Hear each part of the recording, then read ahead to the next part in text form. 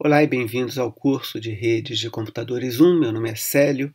Este é o capítulo 1, seção 1.6, onde a gente vai falar brevemente sobre segurança.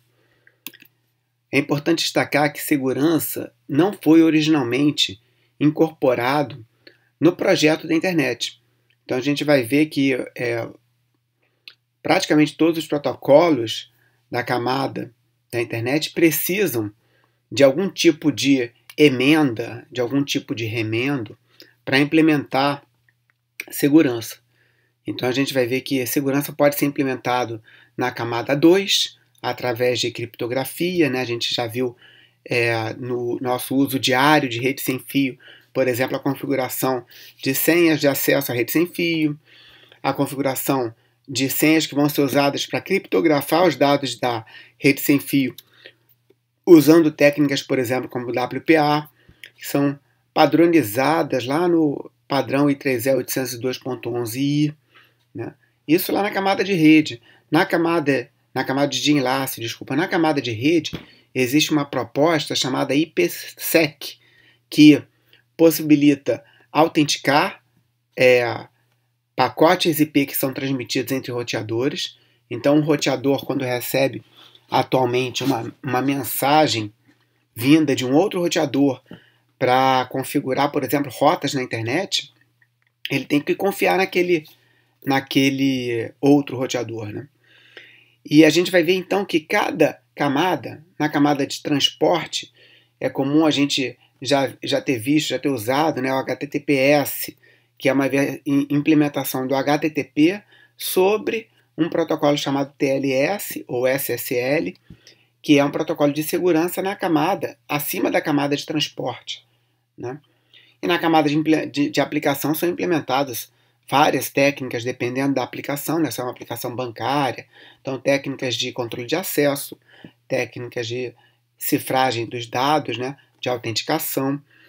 E a rede, a internet, ela é hoje em dia uma rede que sofre muitos ataques diariamente. Tem gente tentando capturar dados, tem gente tentando alterar dados, se passar por outras pessoas. E a gente vai falar nessa sessão sobre alguns tipos de ataque. E vai falar com mais propriedade, mais profundidade lá no capítulo 8. Então, alguns tipos de software que podem ser instalados em máquinas, infectando essas máquinas, são, por exemplo, os vírus, os worms, os cavalos de Troia, né? E esses tipos de softwares que rodam sem que o usuário perceba, eles podem ser usados para ataques futuros.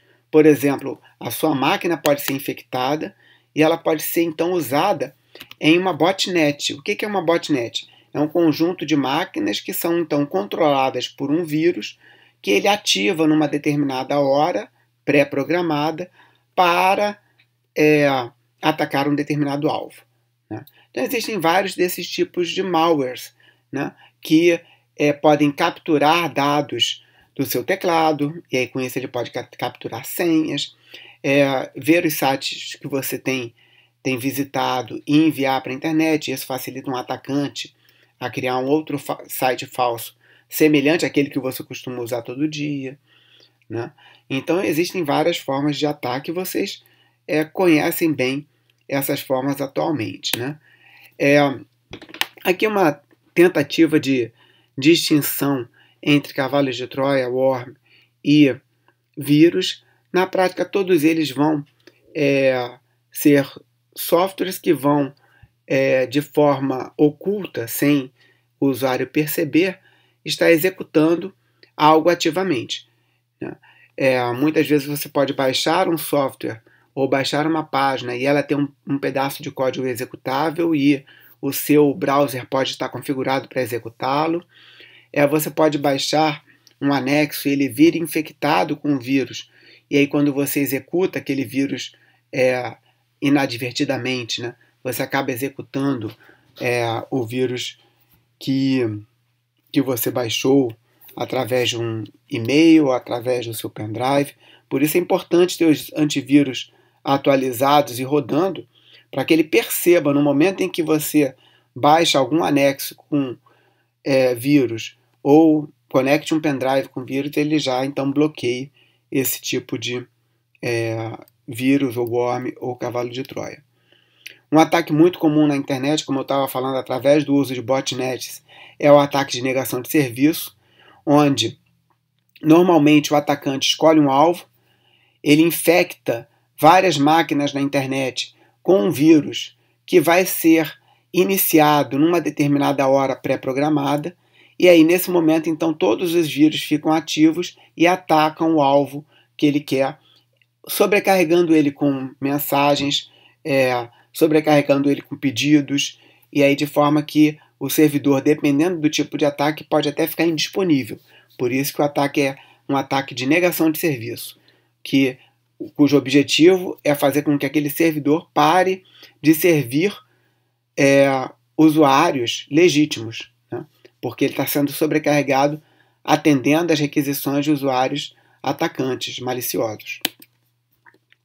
Um outro tipo de forma de ataque é através do sniffer de um software de captura, por exemplo, o Wireshark, né, que a gente usa frequentemente nos nossos laboratórios de redes, onde você pode, num determinado meio compartilhado, como é o caso do meio Wi-Fi ou meio Ethernet, você capturar pacotes que estejam trafegando na rede. E uma vez que você captura esses pacotes, você pode tentar perceber senhas, perceber documentos particulares daquela empresa, ou você pode depois, futuramente, se fazer passar por um outro usuário, que seria o ataque de spoofing, onde você falsifica o seu endereço IP de origem, com duas finalidades aqui. Ou você, de fato, se passar por outro, ou você fazer um ataque, mas para o nó que está sendo atacado, parece que ele está sendo atacado por outro nó de origem. Então aqui o nó C está atacando o nó A e está dizendo a origem do ataque é o nó B. E aí o nó A percebe que está sendo atacado, pode ser um ataque de negação de serviço ou algum outro tipo de ataque, mas ele pensa que o ataque vem do nó B e não do nó C. Um outro tipo de ataque é o ataque de reprodução, onde previamente o usuário ele captura pacotes da rede e futuramente ele reproduz aqueles mesmos pacotes, muitas vezes com o objetivo de se passar por outro usuário da rede, né? Ou de causar algum dano à sua infraestrutura também, reproduzindo mensagens que foram enviadas anteriormente. Existem vários outros tipos de ataque e várias formas de proteger a rede contra esses ataques, formas usando criptografia e formas usando firewalls na internet, né? Firewalls na borda da sua rede, firewalls na entrada de cada máquina. E a gente vai ver com mais detalhes esses ataques e as contramedidas lá no capítulo 8.